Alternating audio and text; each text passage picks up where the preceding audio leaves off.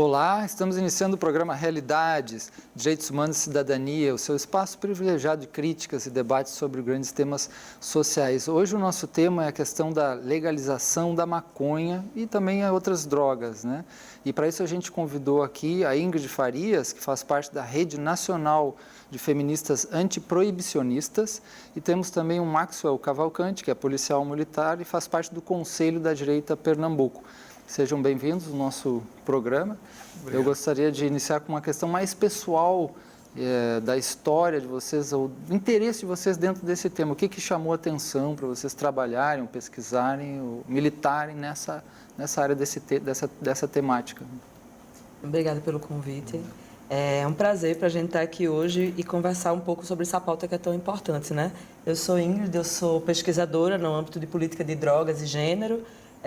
Também sou redutora de danos, atualmente faço parte da Associação Brasileira de Redução de Danos, a Rede Nacional de Feministas Antiproibicionistas, coordenando um projeto de pesquisa no Rio de Janeiro e em Pernambuco sobre mulheres encarceradas em situação provisória. Então, o que me motiva muito especialmente a estar e a militar enfim, construir a política de drogas a partir de uma outra perspectiva, especialmente dos direitos humanos, é a violação dos direitos causados pela proibição, né? A gente sabe que o reflexo da proibição ele tem sido devastador na vida de diversas pessoas.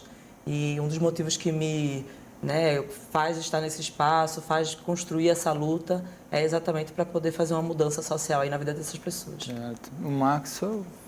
Muito obrigado pelo convite também. Meu nome é Maxwell, como já disse, eu sou membro do Conselho do Direito a Pernambuco, sou policial militar e também sou aluno do Seminário de Filosofia do professor Olavo. O meu contato com o tema das drogas, ele aconteceu desde criança, porque eu morei no bairro de periferia, em Maranguape Zero, Jardim Maranguape. Lá a gente sempre teve contato com drogas nas esquinas, teve amigos que acabaram caindo por esse caminho e complicaram sua vida, mas a coisa ficou mais dramática para mim quando eu passei a exercer a minha função de policial militar.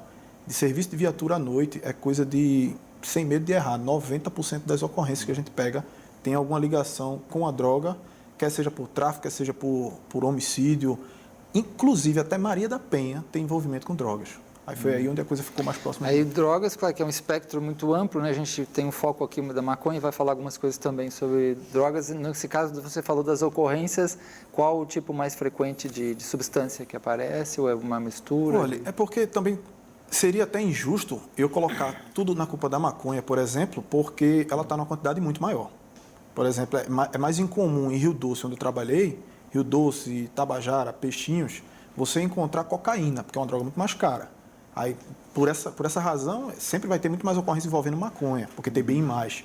Mas, assim, é sempre ligado a drogas, de uma maneira geral.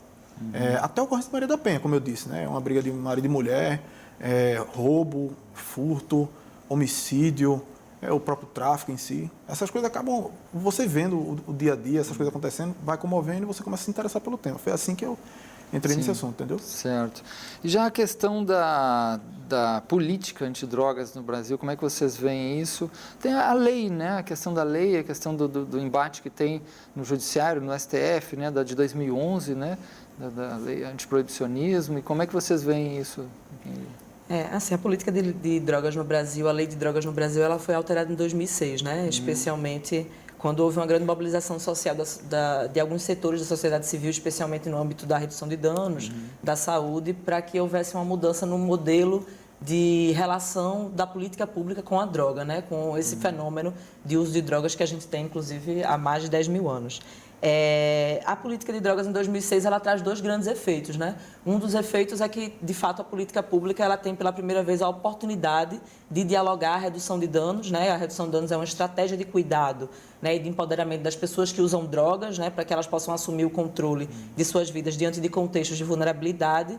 Então, pela primeira vez no Brasil, a gente tem condições de construir política pública norteada pela estratégia de redução de danos. A exemplo de programas como o Programa Atitude, aqui em Pernambuco, da qual fui trabalhadora, o Programa Braços Abertos, também em São Paulo, que foi acabado, né, pelo atual governo, e outros programas no Brasil afora, como na Bahia também, o Corra Pro Abraço, que são programas de redução de danos que demonstram um grande sucesso no cuidado e no acolhimento das pessoas que usam drogas. E um outro grande efeito é o encarceramento, né? Porque a política de 2006, ela faz com que a polícia, por exemplo, faça um trabalho de enxugar gelo, né? Porque as maiores ocorrências que acontecem sobre tráfico de drogas e política de drogas, na verdade, é o número maior de encarceramento hoje no Brasil inteiro, né? E as ocorrências de mulheres que acontecem de violência da Lei Maria da Penha, a maior parte das ocorrências, 70% das ocorrências, são relacionadas ao álcool, né? Ao uso do álcool e essa relação intrafamiliar, que é uma relação privada e até então, enfim, a sociedade não costumava, né, depois do movimento feminista,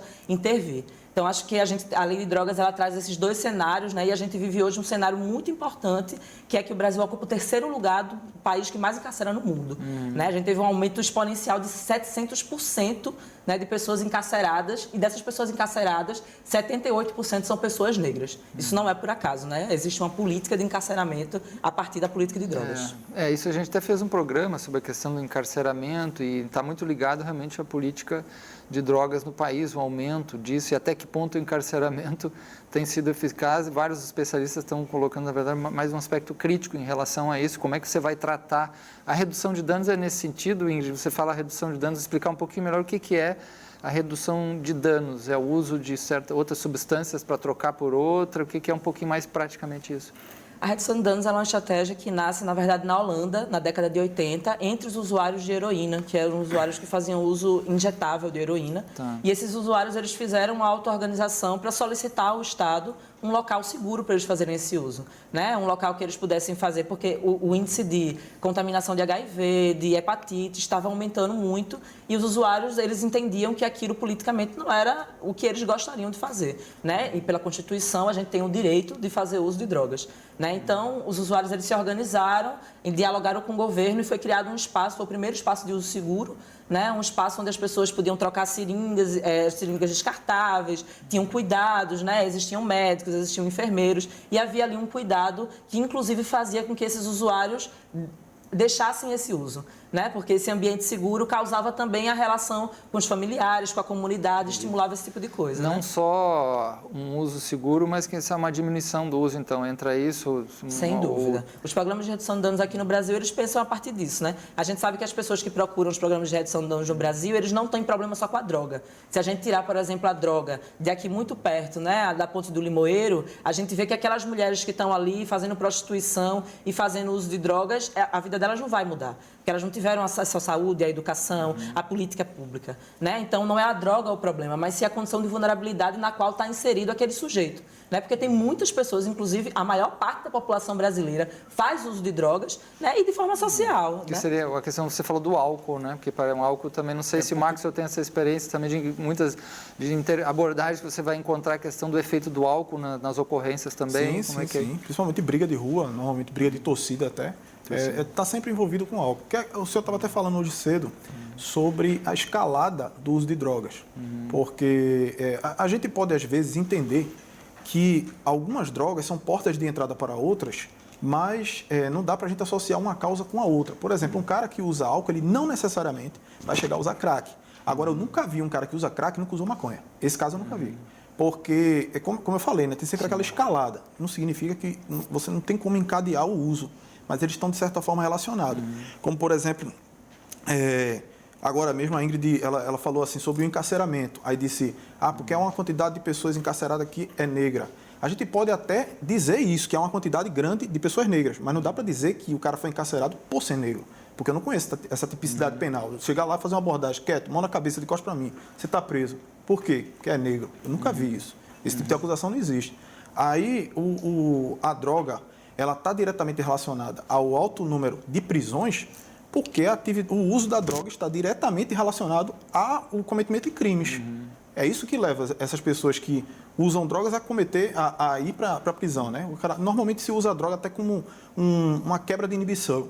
Uma quebra, você chegar, por exemplo, muitas pessoas, eu me lembro quando eu era adolescente, eu, às vezes, para chegar numa menina que eu queria me aproximar, não tinha coragem, aí eu tomava um pouco de álcool, ficava mais à vontade e fazia aquilo. Não era nada de ilegal, mas você percebe que eu estou buscando reduzir a minha inibição para a ação de alguma coisa. Muitas vezes, os indivíduos, quando vão cometer um homicídio, ele precisa se colocar numa condição diferenciada do estado normal dele. Porque, às vezes, para você fazer essa ação, você precisa de um pouco mais de coragem que um cidadão comum. Aí o cara pode usar álcool, pode usar maconha, enfim. O ponto é que álcool é droga, maconha é droga também. Agora, não dá para a gente colocar no saldo de cada droga, especificamente, aquele crime que a gente quer atribuir a ela. Dizer assim, por exemplo, Maria da Penha é causada por álcool. É difícil dizer isso, sabe? Porque a convivência familiar, um lar desestabilizado, é muito mais propenso a produzir um crime de Maria da Penha do que o simples uso do álcool, que eu faço uso e nunca tive esse risco de cometer. E no caso, você olhando assim a questão da lei, da judicialização, você tem uma observação sobre isso? Acha que poderia ser modificada essa lei, ou essa é uma lei interessante, como está agora? Ou a forma de abordagem, como policial, como é que é isso, assim, nesse dia a dia, tendo que lidar com isso?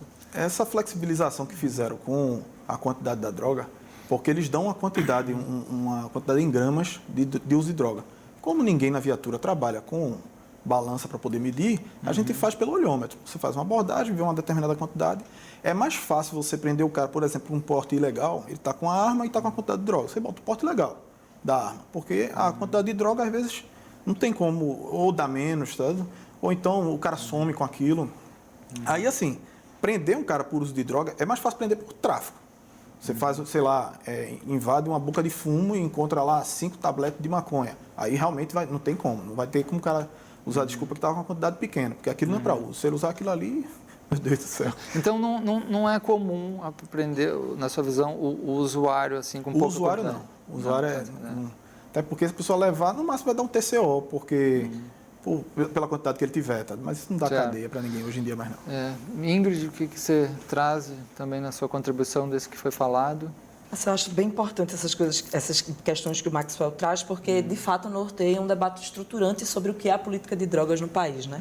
Quando a gente fala sobre essa questão da seletividade penal e do racismo institucional, especialmente, que é um conceito, inclusive, reconhecido por organizações internacionais, né? A gente vive um contexto de racismo institucional, né? Reconhecido, inclusive, pelo próprio governo, que cria políticas públicas especiais para reparação a essas populações.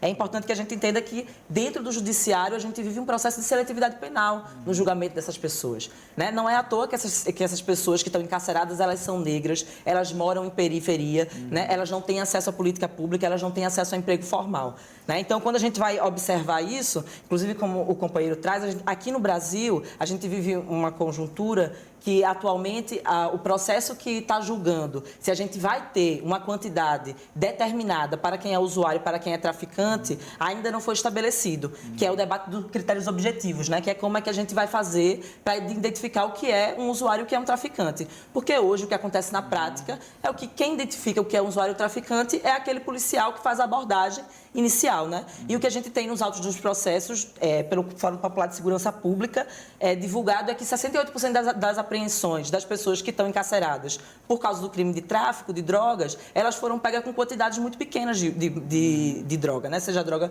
qual for, né? E a maior parte delas era usuária de drogas também, né? Então isso não conta nos autos do processo. Pouquíssima gente é presa no Brasil por uso de droga, porque existe um projeto de encarcerar pessoas no Brasil, que é um projeto de encarcerar pessoas pobres, pessoas que são ditas criminosas, né? Porque existe também um processo de eugenia no Brasil que estimula as pessoas a achar que determinado perfil social é um perfil social já de uma pessoa criminosa, né? Se você vê um cara, né, de 17 anos vindo numa bicicleta em alta velocidade perto de você e você está com o celular, o que é que você faz? Você guarda o seu celular, né? Infelizmente isso se chama racismo, isso é algo que a gente precisa lidar aqui no nosso país. Você tem uma questão econômica também, né? Por exemplo, se você tem muito dinheiro, você tem um bom advogado, você tem muitas coisas assim, ou às vezes não, né? Também Por tem que a maioria das apreensões não é feita em Boa Viagem, não é feita nas áreas, né, da classe alta aqui, da Zona Norte, daqui do Recife? Não é por acaso. Veja só, logo no começo do debate eu disse assim, eu não posso botar no saldo da maconha, por exemplo, os crimes que são, a maioria dos crimes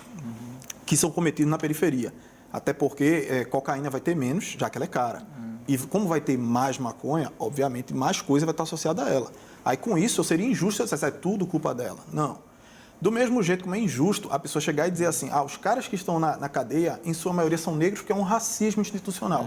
Como eu disse, não existe tipificação penal que seja ser negro. Eu nunca vou fazer uma abordagem na vida e prender o cara perguntou, foi preso por quê? Porque eu sou negro. Isso não existe. Não existe tipicidade penal ser pobre. Você pode ser negro, pobre e ser trabalhador. Aliás, a maioria das pessoas que são negras, pobres, são trabalhadores. Você quer saber onde é que eles estão? 6 horinhas da manhã, você vai lá no terminal da Macaxeira, no Pelope da Silveira, você chega lá, você vai ver tudinho andando apressado com a sua pasta embaixo do braço. Esse pessoal não está usando droga, esse pessoal não está matando, está trabalhando e está tocando a vida. No entanto, existe uma outra parcela, que essa não é gente de bem, é gente que realmente está pensando mal e que usa a droga. Eu não estou dizendo que todo usuário é assim, mas tem essa parcela de gente que faz isso e que vive sempre em condições de... Tem um termo, é porque o termo em inglês é borderline, você está sempre no limite da sua vida. Como você está no limite, você tem que agir de uma maneira, de criar uma coragem até que um cidadão comum não cria. E o que é que você vai fazer? Uso de drogas. Aí você vai lá, comete homicídio, você vai lá e rouba, você vai lá e faz esse exemplo mesmo, você está lá na bicicleta vindo em alta velocidade e vai, bota numa mulher desarmada para poder tomar o celular dela. E as pessoas não vão se defender disso, não é porque o cara que vem do outro lado é negro, é pobre, não é nada disso, não. É porque é muito fácil você entender uma pessoa, você lê uma situação e vê, eu estou num beco escuro, eu sou uma mulher, eu estou com um monte de pertences à vista. E vem um cara em alta velocidade, sei lá, com determinados trajes, não é difícil de imaginar, qualquer pessoa é capaz de imaginar. Vê aquela situação, vai pensar o quê? É roubo. Pode até não ser, mas na dúvida, a gente tem 60 mil homicídios no Brasil hoje em dia. Desses 60 mil, não é difícil de dizer que pelo menos 50 estão relacionados a drogas. E a pessoa dizer, não, a gente vai liberar as drogas, vai permitir que as pessoas usem mais para reduzir isso. Eu não consigo entender essa correlação. Agora, eu pergunto para você, assim, também, para a Ingrid também depois, a questão, por exemplo, você, né, como policial, a própria polícia a polícia militar tem uma preocupação nessa questão do racismo, né, interno. Sim. E tal. Você vê que isso é uma coisa presente na sociedade que pode, talvez, potencializar uma própria abordagem, né? Talvez nem seja consciente, mas pode haver uma tendência disso dentro de uma abordagem policial. Eu estava vendo aqui, Débora está me dizendo que eu tenho que fazer um intervalo, mas vamos guardar essa pergunta, então, né, da questão do racismo institucional ou não, e se isso influencia, né, tanto na questão da abordagem policial ou mesmo na questão de quem vai para a cadeia ou não, e depois retomar esse tema da questão da maconha e outras substâncias aqui no nosso programa. Já voltamos logo, logo.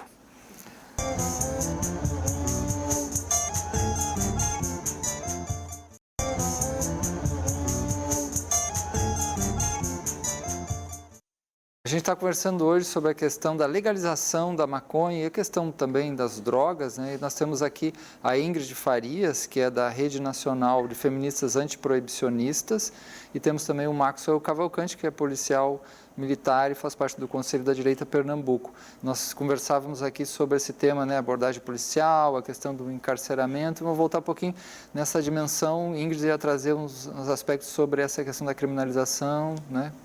Eu acho que é importante, quando a gente falar de encarceramento, de política de drogas, que a gente pense de fato quais são as políticas sociais e culturais que estruturam essa narrativa, né? A Vera Malaguti, que é uma grande escritora da área da criminologia, ela traz esse conceito de seletividade penal muito relacionada ao racismo institucional, né? E a tudo que é desenvolvido e perpetuado a partir dessa narrativa. Então, acho que a gente pensar sobre isso, especialmente dentro da Polícia Militar, a Polícia Militar tem um núcleo que tem dialogado sobre racismo institucional, né, que tem dialogado sobre abordagem policial a partir da perspectiva, né, antirracista, porque, na verdade, não é uma questão da Polícia Militar apenas, né? A Polícia Militar reproduz uma prática que é uma prática da sociedade, né? Infelizmente, a gente vive no Brasil que teve a sua abolição inconclusa. A gente vive 130 anos de uma abolição inconclusa, porque o que a gente observa hoje é que, assim como a abolição aconteceu 130 anos atrás, com o encarceramento de várias pessoas pobres e negras, a gente vive esse mesmo movimento. Inclusive, a intervenção militar também é um reflexo disso, né? Hoje, a política que permite que a polícia entre nas periferias brasileiras e viole as casas das pessoas, né? E, enfim, utilize todo o seu armamento pesado dentro daquele espaço, é a política de drogas. O motivo pelo qual a polícia entra nas favelas brasileiras para fazer a defesa da sociedade é em prol da política de drogas. Então, é preciso repensar se esses impactos eles estão sendo realmente, né, positivos. A política de drogas ela tem mais matado gente do que prevenido a morte de pessoas, Porque morte por drogas aqui no Brasil, a gente sabe que não são muitas, né? Muito pelo contrário, a gente sabe que tem muitas pessoas que morrem pelo uso de álcool contínuo, né? Mas a Fiocruz divulgou um estudo, uma pesquisa em 2014, que mostra o índice de uso de crack aqui no Brasil, né? Aqui em Pernambuco, e é mínimo, né? É de uma quantidade das pessoas que estão relacionadas especialmente a esse ambiente da vulnerabilidade. O uso de maconha no Brasil é de 9%. Né? Então, assim, o motivo da legalização e o motivo da proibição, eles não são só proteger a saúde das pessoas. Né? O motivo da legalização é fazer o controle da sociedade. E o controle da sociedade se dá hoje a partir da política de drogas. Você falou da questão do crack, que é uma questão até mais grave, né? Por outro lado, fala que não é uma coisa tão espraiada e tal. Assim, como é que, na sua experiência, Maxwell, a questão que você tem visto do uso do crack, o aumento ou não? Olha, é sempre importante a gente ter em mente que, às vezes, quando a gente pensa uma medida, quando ela é feita na prática, o efeito não é necessariamente da maneira como a gente organizou no nosso laboratório mental. Porque, por exemplo, teve uma medida que tomaram aqui no Brasil, é de uns 20 anos para cá, antes de haver esse boom do crack. Foi aquilo que eu estava até conversando com o senhor antes. Que o crack, hoje em dia, ele é uma epidemia. Se você chegar em qualquer favela aqui, ou embaixo de qualquer viaduto, você vai ver pelo menos uns 5 usuários de crack. Isso por baixo, muito por baixo. Esse negócio aconteceu quando o seguinte, o Exército Brasileiro, visando proteger as fronteiras, veja bem, eu não estou dizendo que a medida era ruim, não. Só estou dando uma descrição de fato aqui. Visando proteger as fronteiras, o Exército Brasileiro começou a trabalhar com mais veemência nas zonas de fronteira. E isso impedia a entrada de cocaína e de maconha que vinha das Farc, que a gente faz fronteira aqui. Aí, para poder inibir a entrada, o que aconteceu? Porque a cocaína é um negócio muito lucrativo. Aqui em favelinha, assim, que a gente tem por aqui, você não vai ver muito cocaína, não. Vai ver, como eu disse, mais maconha e crack. Agora, o crack, ele é um substrato da pasta base da cocaína. Ele é o refúgio do refúgio. E ele, além de ser muito mais potente, ele tem aquele efeito que você tem o barato e muito rápido passa. Aí, o que acontece? Quando o Exército Brasileiro fechou as fronteiras, os traficantes se viram obrigados, vamos dizer assim, a produzir aqui dentro. Portanto, trouxeram o laboratório para cá. E no que trouxeram, ficou mais fácil o acesso ao refúgio do refúgio, que é o crack. Aí foi aí onde o crack começou a virar epidemia aqui no Brasil. Aí veja, uma medida que foi para evitar a entrada, piorou. Aí eu agora não consigo entender como é que a pessoa pode pensar assim, não, eu vou fazer o seguinte, já que muitos crimes, que a gente tem 60 mil homicídios por ano, sem medo de errar, 50 mil desses homicídios estão envolvidos com o tráfico, com o uso de droga também. O tráfico, o uso de droga está correlacionado. Para poder inibir esses homicídios, eu vou liberar o uso. Veja, se as pessoas são proibidas de usarem e usam assim mesmo e cometem crimes, como que eu liberar isso vai reduzir o índice de homicídio? É uma pergunta interessante. Eu gostaria de ver, Ingrid, que trabalha muito com isso aí, o que você responderia nesse ponto? Eu sou redutora de danos, né, há 9 anos aqui na cidade do Recife, e eu trabalho com pessoas que usam crack, usam drogas, inclusive eu sou usuária de várias drogas, né, e eu nunca vi um comportamento criminoso associado ao uso de drogas. É muito importante que essas teorias, elas são teorias eugenistas que querem colocar características em determinados grupos sociais como grupos sociais propensos a cometerem crime. E esses grupos sociais, não por acaso, são grupos sociais periféricos, negros, né, de homens sem emprego. Para nós entender, você diz assim que, então, o fato do cometimento do crime não tem nenhuma ligação com o uso de droga. Não estou dizendo que não tem nenhuma ligação com o uso de droga. O fato de potencializar ou não o crime, não seria esse o ponto, seria outras situações. Questões, sem nenhuma Porque tem dúvida. gente que usa exemplo, e não faz. Por exemplo, quais outras questões, por exemplo? Quais outras questões que causam o crime? A criminalidade é causada por outras questões que são debatidas por pessoas que não estão aqui nesse ambiente agora, né? A criminalidade, se a gente for debater aqui o ambiente profundo de origem da criminalidade de cada ser humano, né, do que é criminalidade também, porque a gente vive numa sociedade extremamente punitivista, onde tudo é absolutamente, né, criminalizado, onde práticas culturais, inclusive, são criminalizadas. Então, é importante a gente definir aqui o que é criminalidade, né? Porque até pouco tempo atrás a gente tinha como proibido no Brasil, como sendo crime a gente dançar capoeira, jogar capoeira, né? E pessoas que faziam capoeira, dançavam capoeira, eram criminosos, né? Então, talvez definir o que é criminalidade aqui não é o ponto. Mas sem nenhuma dúvida dizer que a droga, ela não é o motivo pelo qual as pessoas cometem crime, eu falo isso com toda a segurança, né? Porque não é o motivo pelo qual as pessoas cometem crime. As pessoas cometem crime porque elas têm uma outra condição de vida, um outro ambiente que levaram elas a cometerem aquele fato ali por outras questões. Concordo de novo com você. Porque veja só, você disse assim, a droga não está relacionada ao crime. Você tirou esse fator. Eu fiz, então tá bom, o que é que leva a pessoa a cometer o crime? Você fez, tem muitas coisas, eu concordo. Há muitas coisas que levam as pessoas a fazer o crime. É muito difícil você definir especificamente o que é que vai levar um indivíduo a fazer o crime. A única coisa que dá para dizer com certeza, o que faz o cara cometer o crime, é o arbítrio dele. Isso, com certeza, no final, a decisão final é dele. Eu vou cometer ou não aquele crime. Exatamente. Porém, se você mexe na consciência da pessoa, na percepção e na inibição, coisa que a droga faz, você mexe no arbítrio do cara. Você facilita aquele crime a ser ocorrido. Portanto, a droga está diretamente, sim, ligada ao uso ao crime. Porque ela, como eu falei, né, ela baixa a inibição do indivíduo, ela altera a consciência da pessoa e mexe com o seu arbítrio. Porque uma coisa é eu dirigir completamente sóbrio, como estou agora. A outra coisa é eu dirigir completamente bêbado. Entendo. São duas visões que vocês trazem interessante. Agora vamos voltar nesse ponto que vocês levantaram, que você levantou e que a gente tem que ir em direção a ele da questão da criminalização. Como é que vocês... a liberação vai aumentar ou vai pedagogicamente? Como é que é isso, por exemplo, também tem outros países que fizeram isso, né? Então, o fato de liberar, isso pode diminuir o tráfico, se isso for vendido, se for ou não, né? Tem países que estão adotando uma política diferenciada, como o Uruguai e outros, né? E a nós aqui, como é que vocês estão vendo isso, né? Aqui esse no é um Brasil, ponto importante. Aqui nas favelas do Rio de Janeiro, serviço que é legalizado, veja bem, eu não vou falar de droga agora não. Gás, internet e alguns outros serviços dentro das favelas do Rio de Janeiro são tomados pelos traficantes, serviços legais. Ou milícias também. Por milícias também, que são agora, bandidos. São facções e milícias, são bandidos. Porque há uma tendência sociológica, às vezes, de tentar... Porque tem as facções são mais tradicionais, por exemplo, no Comando Vermelho. As milícias, elas pegam, por exemplo, outras organizações e também tem muito ex-policial, né? Isso foi identificado. Sim, ex-policial, ou até policial, ou tem uma ligação. Aí tem... Também teria que dividir, mas é interessante olhar... Era esse o ponto que eu ia levantar, que o senhor perguntou. Se liberar, por exemplo, vai diminuir ou vai aumentar aquele uso daquela substância lá? Eu estava falando de produtos legais. Produtos e serviços são legalizados, são tomados pelo crime organizado. Por exemplo, hoje, sabe qual é o produto mais contrabandeado que existe? É o cigarro legal. Aí, se você libera, não significa que o crime vai deixar de usar aquilo como fonte de renda. É por esses exemplos que eu já dei.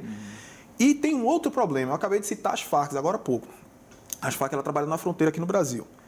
As Farc possuem a maior zona agricultável de cocaína e maconha da América Latina inteira. Se você libera a maconha hoje, amanhã você transforma as Farc numa multinacional. Amanhã. Porque os caras vão estar com a terra para produzir, material para vender, e como eles têm uma maior quantidade, eles podem vender muito mais barato do que um outro cidadão. Suponhamos que a Ingrid, não, eu quero fazer tal, vender, ela não vai ter condição de competir. Mas no caso, você acha que isso dificulta o uso, por exemplo, de crack, cocaína, essa proibição? Ou, né, com certeza dificulta. Porque as pessoas, como eu disse, a maioria das pessoas são ordeiras e obedecem à lei. A maioria, uma minoria muito mais barulhenta, claro, vai desobedecer e vai fazer aquilo que a gente vê, os 60 mil homicídios. Sim. Se proibindo o uso, essas pessoas que são ordeiras não fazem, liberando, algumas dessas pessoas que são ordeiras vão passar a fazer também. Então, agora parece óbvio que aumenta o consumo. Agora parece que o caso alguns casos mundiais que são muito citados nessa área, né? Por exemplo, o caso do Uruguai, né? Que teve uma mudança bem interessante, várias coisas. Sobre uma possível liberação, né? Como é que você vê isso, Ingrid? A gente tem vários casos, né? Na verdade, não só aqui na América Latina, mas no mundo inteiro, de modelos de legalização que têm diminuído a redução da violência, o uso, né? Comprovados a partir de estudos e pesquisas sérias produzidas por universidades e institutos. Sim. Acho que é importante a gente sempre pontuar que o debate pela política de drogas ele precisa ser norteado com responsabilidade, né? E com produção de informações que, de fato, sejam informações sérias, né? Informações que possam, de fato, pautar a construção coletiva de um argumento ou de uma opinião. Então, eu acho que, mais uma vez, a gente dialogar sobre o uso de drogas, né, e a alteração das pessoas e do seu discernimento é algo que só pode ser feito a partir das pesquisas. Pesquisas que vêm indicando, inclusive, né, como é que eu posso dizer? O fato de que as drogas elas não agridem a saúde, nem o discernimento, né, nem a proporção, nem o convívio em família, nem o convívio em sociedade, como é ditado, como é reverberado por vários espaços. Porque o que a gente lida na política de drogas é com a produção de muitas informações inverídicas e que causa, né, esse tipo de burburinho e esse tipo de opinião que, enfim, parte de... Um outro tema que a gente vai conversar, porque aí a gente vai olhar drogas e vai olhar a questão da maconha, né, que ela tem até uso medicinal, né, e ela é muito diferente você usar uma maconha do que usar um crack, por exemplo, ou uma cocaína, né? O efeito é muito... Então, mas antes disso, a nossa produção separou aqui um pedacinho de um filme bem interessante para a gente olhar, que fala dessa temática, que é o filme Quebrando o Tabu. Vamos pegar e vamos passar um pouquinho para depois poder conversar, continuar essa nossa discussão aqui na questão da maconha e de outras drogas. E quando nós começamos a ter uma visão um pouco mais avançada a respeito do uso de drogas, quando nós chegamos à conclusão que vale a pena experimentar com uma das drogas, eu acho que essa droga tem que ser obrigatoriamente a maconha, porque é uma droga que causa menos compulsão, e nós vamos tentar regulamentar, procurar aprender como a gente faz isso, e especialmente aprender como convencer as crianças, como ensinar as crianças de que elas não devem usar droga nenhuma. A maior parte dos usuários de droga hoje não usam maconha, 80%. E se a maconha faz um dano equivalente, ou às vezes menor, do que o do álcool, evidentemente é preciso ter um tratamento diferenciado da maconha, uma regulação.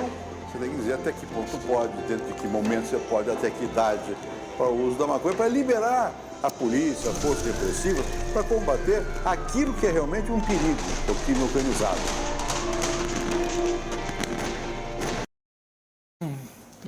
O que acham do filme? O Quebrando o Tabu foi um filme muito importante para a conjuntura política que a gente vivia no momento, né? A gente vivia em 2011 a conjuntura de que as marchas da maconha em muitos lugares do Brasil estavam sendo criminalizadas, né? E a gente vem para poder trazer exatamente essas informações verídicas, informações que constroem uma opinião, que é uma opinião de fato fundada nos fatos reais.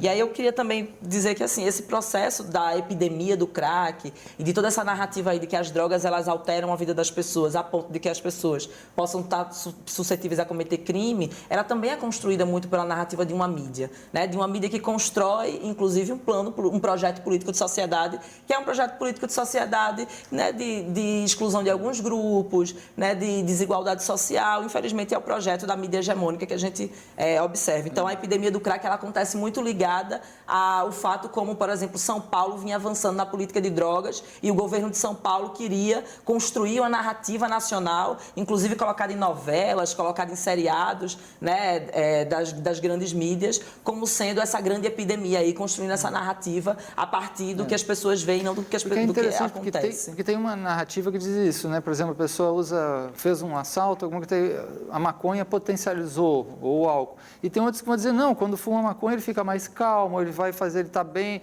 ele parece que sai daquela situação. Então, essas duas narrativas aparecem. Eu vi isso, por exemplo, no presídio, né? Eu vi isso no presídio, porque no presídio a gente sabe que tem alguns remédios dentro de um presídio. Se não tiver um álcool, se não tiver uma maconha, se não tiver o próprio remédios mesmo psicotrópicos, isso cai, né? O correto era não ter. São os dois... Oi? O correto era não ter, porque o indivíduo não está ali numa colônia de férias. Ele está ali para ser apenado, né?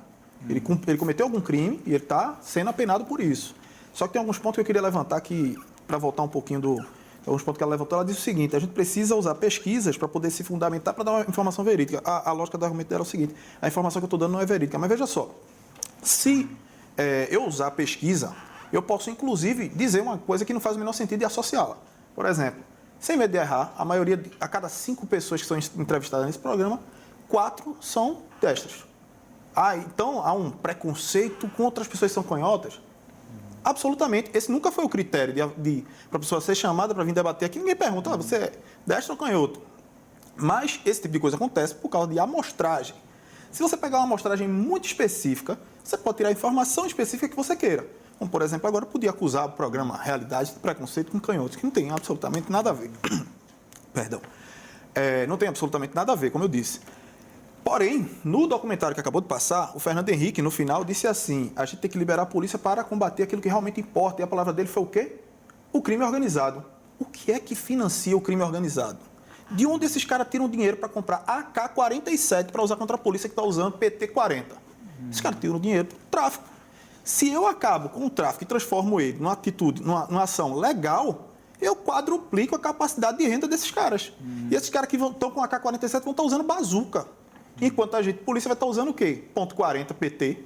Fica difícil combater. É outro tema que interessante, daria até um outro programa, certamente, que é a questão do tráfico, né? E também das formas de intervenção, até onde o tráfico está ligado à questão de todas as outras formas de criminalidade ou não, né? Isso também.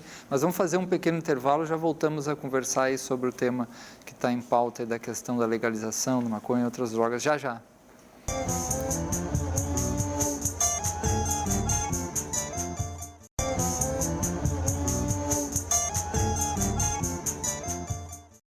Estamos de volta conversando hoje sobre esse tema bastante complexo, né, cheio de questões para discutir, que é a questão da legalização da maconha e a questão das drogas, né? Um dos pontos que sempre se traz nessa discussão é comparando o modelo, a política de drogas e lei das drogas no Brasil, é o que tem acontecido em alguns países, né, como Holanda e Uruguai, que chamaram a atenção, né, do mundo mesmo, sobre a forma deles lidar com essas questões, né? Eu acho que Ingrid andou por lá, poderia falar um pouquinho para nós, né, do Uruguai e desses países, o que eles trazem de interessante no caso dessa questão de lidar com recentemente eu estive no Uruguai avaliando o modelo de legalização, né, que eles estão desenvolvendo lá, já faz mais de um ano. Na verdade, desde 2012 que houve a legalização, então houve um processo.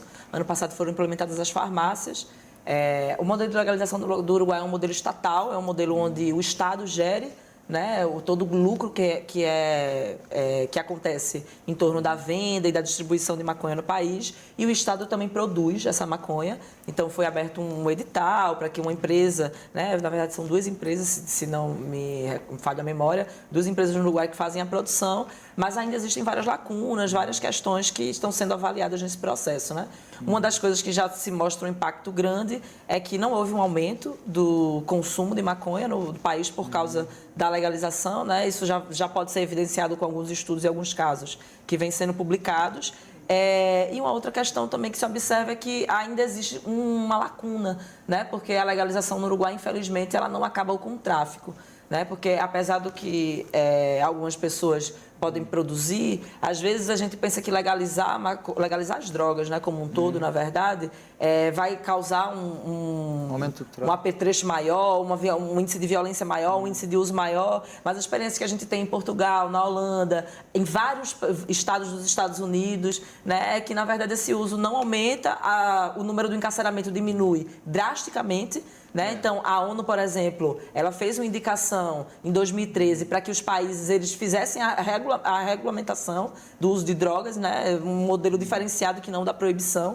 Então, acho que a gente, de fato, tem tido experiências muito positivas, né? Muito também pelos contextos democráticos nos quais esses territórios estão inseridos. Acho que é importante também ressaltar isso.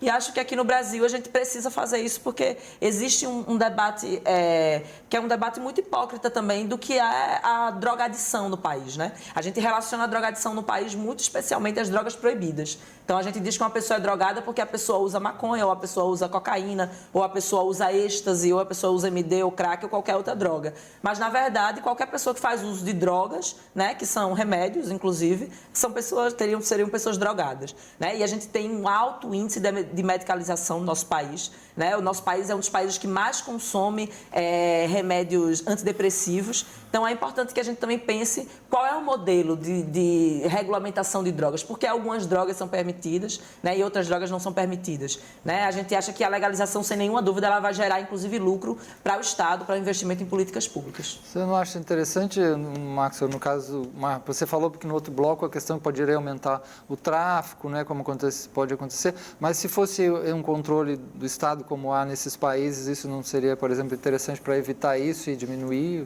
Na o próprio América, tráfico? as pessoas usam uma expressão chamada follow the money, é seguir o dinheiro. Não estou ensinando para você, não, estou só falando para o pessoal. Você segue o dinheiro e você entende a intenção da ação. Como eu acabei de citar agora o exemplo das Farc, que ela tem a maior porção de terra agricultável para plantar maconha, cocaína e um monte de droga. As Farc, como todo mundo sabe, é uma organização narcoterrorista. Os caras usam droga para financiar o sequestro, enfim, crimes N, que a gente já sabe. Se você perceber, se você fizer um traçado e for encontrar cada ONG dessa que recebe dinheiro para fomentar política a favor de liberação de drogas, você sempre acha dinheiro Jorge Soros, Farc e do Foro de São Paulo, que é uma organização que reúne 200 partidos de esquerda na América Latina que visa produzir política de liberação de drogas. Dentre elas, seu Pepe Mujica, o cara que foi responsável pela liberação de maconha lá no Uruguai, ele faz parte do Foro de São Paulo, como eu falei. E a ligação do Foro de São Paulo com as Farc é que permite a criação de estatais uruguaias para fornecer maconha. Só que aí a gente cai em dois outros problemas, porque pelo menos na Constituição brasileira, a Ingrid tinha falado que eu estava usando informação falsa, mas na Constituição brasileira não diz que é permitido usar droga, não. Na Constituição brasileira, a gente tem dizendo assim que o Estado tem responsabilidade pela saúde, você tem direito à saúde, porque todo direito implica no dever de alguém fazer alguma coisa ou deixar de fazer. Se você disser que a pessoa tem direito ao prazer, por exemplo, que é um absurdo dizer isso, você teria que dizer que alguém tem a responsabilidade de prover aquele prazer para aquela pessoa. A gente vai dar hipóteses ridículas que não há necessidade aqui de eu citar. Mas se você disser que o Estado alguém tem direito à saúde, o Estado vai ter que fornecer saúde. Se você coloca essa pessoa no uso de drogas psicotrópicas, que vai destruir, vai baixar o seu QI, vai te deixar meio abobado, vai te permitir fazer ações extremas, como eu falei agora, cometer crime, você vai jogar essas pessoas em dois outros problemas novos, no da saúde e no da segurança, que o Estado tem que prover. Isso vai ser cobrado através de imposto. Ou seja, o lucro que talvez o Estado viesse a ter com a tributação em cima de droga seria compensado no gasto em saúde e em segurança. Aí, assim, é uma coisa que não você cobre a cabeça e não é que você descobre o pé, você descobre o joelho. Do Uruguai, por exemplo, que não aumentou, não é interessante? Porque ele pode ter o imposto e não aumentou as drogas, então, de alguma forma... E da Holanda, não sei... O da Holanda, da Holanda tem um caso também, interessante para comentar sobre a Holanda. Holanda. É uma experiência que é sempre citada, né, como um exemplo mundial, assim, de um país que é um país de primeiro mundo e realmente o nível de educação Holanda, e todo é muito amplo, e de saúde também, né? O pessoal está querendo voltar atrás da medida de liberação de droga na Holanda, porque hoje está tendo... acerto de conta entre facções rivais à luz do dia, com tiroteio. Porque, assim, pra gente isso pode até parecer, besteira, isso acontece aqui todo dia. Mas a gente tá falando da Holanda. E depois dos caras liberarem uso de droga. Se os caras não tivessem feito isso, talvez eles seriam a mesma Holanda que era antes. Com gente querendo usar escondido, esse problema sempre vai existir. Como ela falou no começo, o uso de droga é desde que o homem é homem. Mas o homicídio é também desde que o homem é homem. Aí, para poder reduzir o que chamam de encarceramento, eu estava até dizendo agora, que eu acho esse termo muito estranho, encarceramento, porque faz parecer que o cara é que nem um passarinho que a gente apanha ele, coloca ele numa gaiola e pronto, deixa ele preso. Não é. Se o cara está cometendo crime, se o cara está matando gente, está traficando, ele tem que ir preso. Porque esse cara tem que ser afastado da população ordeira. E outra, cadeia não é assistência técnica de vagabundo. Você não vai pegar o cara e colocar lá para consertar. A primeira coisa, você tira ele da rua, porque ele está botando risco às outras pessoas. É interessante que ele relata que a gente fez alguns programas até sobre isso, e uma das coisas que os especialistas trazem, né? Eu também tive essa experiência de trabalhar no cárcere, na prisão, né? Para mim é a mesma coisa, não sei qual é, mas enfim, é que os países que trabalham com condições melhores dentro do aprisionamento, a ressocialização é bem melhor. Né? Então, o problema do nosso país é isso, a gente prender e aí piora e aumenta a criminalidade é uma faca de dois gumes. Então, parece que o Brasil é um pouco a exceção. Se fosse assim, a gente poder colocar num lugar onde houvesse a ressocialização real, né, que é o sistema prisional, ele pautado em cima da ressocialização. Mas no nosso país isso está tão difícil de acontecer porque as prisões não fazem esse papel.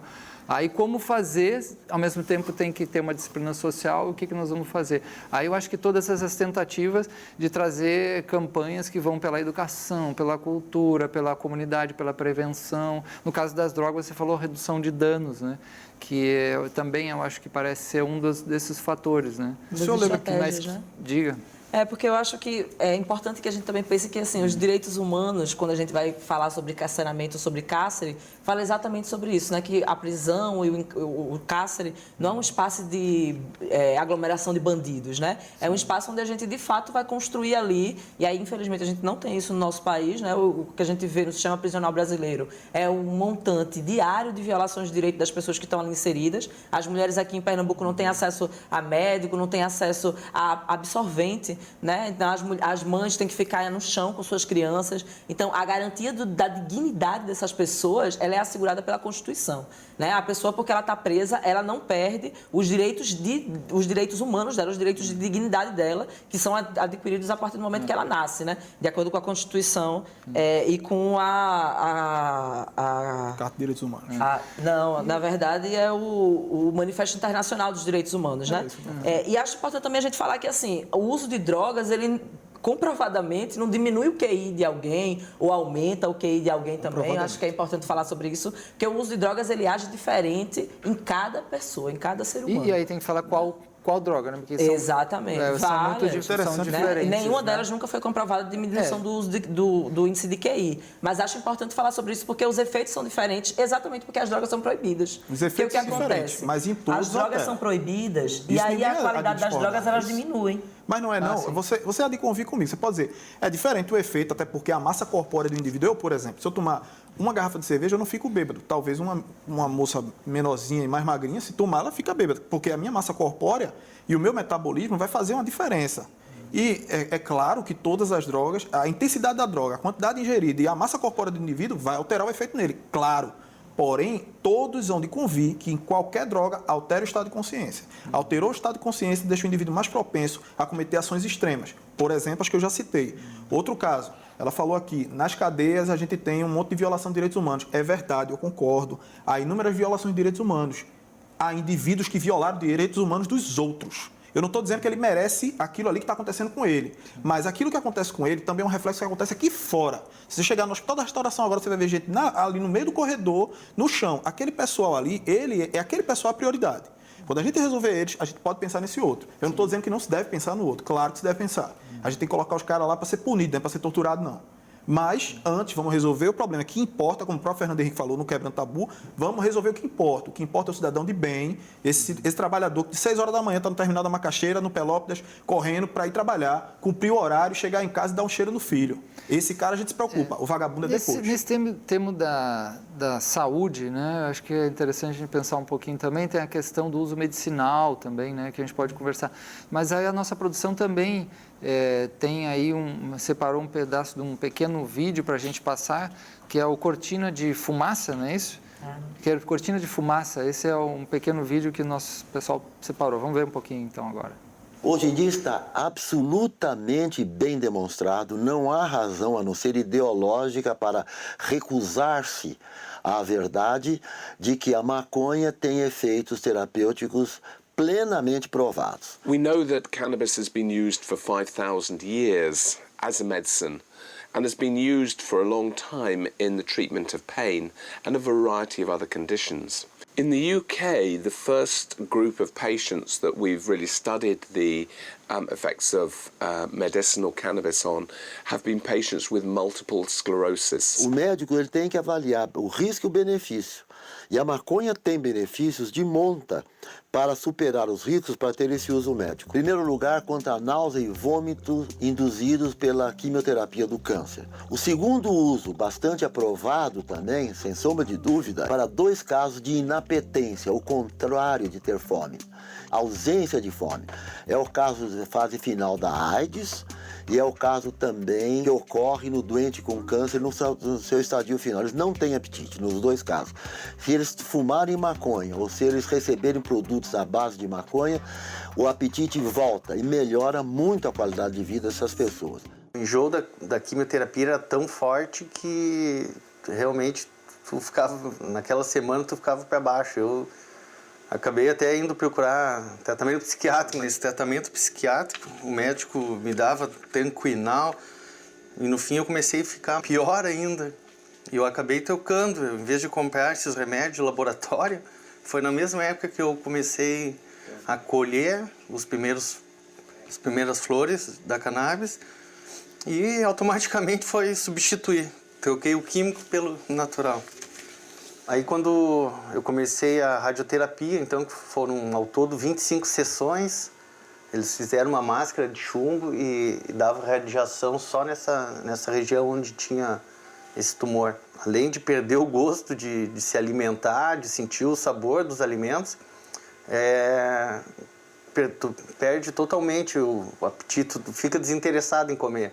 Tu sabe que aquilo virou uma obrigação, porque tu não sente gosto. Então, nesse período, a cannabis sempre me acompanhou, me ajudou bastante. Causou um bem-estar, me deu até uma sensação de prolongamento de vida que eu acabei incorporando.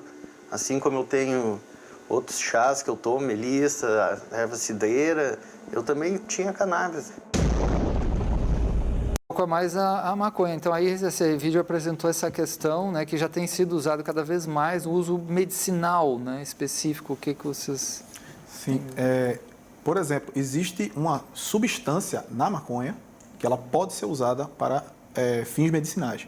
Mas é porque assim, quando você usa uma substância específica contida naquele produto, você não precisa necessariamente usar o produto inteiro. É para isso que existe farmacológico. Porque você vê, o rapaz lá falou assim, eu troquei o químico pelo natural. Porque ele usou a flor, né? Ele usava também a flor e as folhas. Só que quando você está pegando, quando você usa o produto químico, no termo que ele usou, nesse sentido que ele usou, o que ele está fazendo é isolando aquela substância específica para uso medicinal. Porque o veneno da cascavel, ele tem uma substância, eu esqueci o nome, é um nome técnico, eu não me lembro.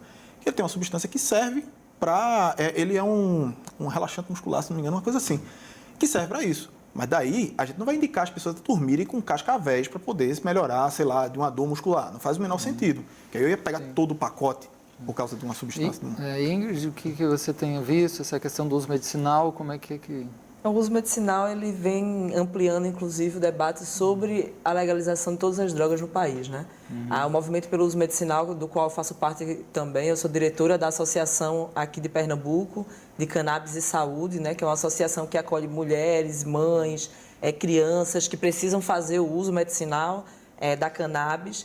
E eu acho que a gente tem, a partir dessa perspectiva, um ambiente muito vasto para a gente debater os benefícios e a recuperação também de práticas tradicionais, né? Do cultivo, do manejo dessas ervas que até então foram demonizadas por causa de uma cultura proibicionista, né? Então, acho que a legalização da maconha ela é urgente, porque a gente vive num Brasil onde as crianças, né, que vivem aqui no país não têm muitas vezes, dentro do Sistema Único de Saúde, acesso a um tratamento, a um cuidado, né, que de fato acolha as demandas delas. E a gente sabe que o uso da maconha pode diminuir muito, mais de 50 patologias, apoiar, né, nesse cuidado, nesse tratamento. Então, a gente já tem casos no Brasil de autorização para uso de cannabis medicinal, vários casos, né, que estão aí colocados. A gente tem uma associação nacional no Rio de Janeiro, que é a Abra Cannabis, que está produzindo maconha, né, está produzindo óleo. A gente tem uma associação aqui na Paraíba, né, que também é a Associação Esperança, que está produzindo também maconha. Então, a gente vive, de fato, bons tempos de avançar nesse debate e, a partir desse debate, debater também a criminalização. E a marcha da maconha?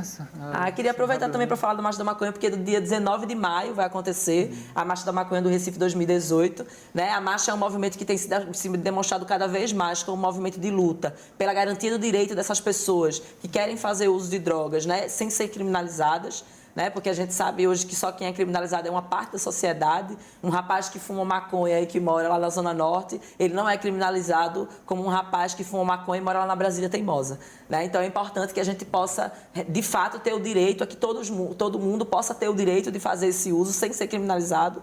Né? E de que a gente possa construir também uma narrativa a partir da Marcha da Maconha, que agrega a ala feminista, né? Porque as mulheres são as mulheres que foram mais encarceradas nos últimos 10 anos por causa da política de drogas. Né? Mais de 70% das mulheres que estão presas no Brasil estão presas por causa de crimes relacionados ao tráfico de drogas. Isso não é por acaso. Né? Então, a Marcha da Maconha aglomera todas essas lutas aí. Eu convido todo mundo para estar aí, dia 19 de maio, lá na Praça Oswaldo Cruz. Infelizmente, nosso tempo esgotou. Ainda bem o tema é um tema muito importante. Quem sabe a gente vai fazer outras temáticas ligadas a isso, porque tem muitas complexidades e muitas questões. Né? Deixando aí rapidamente o nosso e-mail, que é realidades.tvu@gmail, realidades.tvu@gmail.com. polícia.tvu@gmail para sugestões, críticas, etc. Né? Agradecemos muito aqui a presença dos nossos convidados, a Ingrid Farias, né, que pertence à Rede Nacional de Feministas Antiproibicionistas, e ao Maxwell Cavalcante, que faz parte da Polícia Militar e também do Conselho da Direita Pernambuco. Obrigado a todos e até a próxima.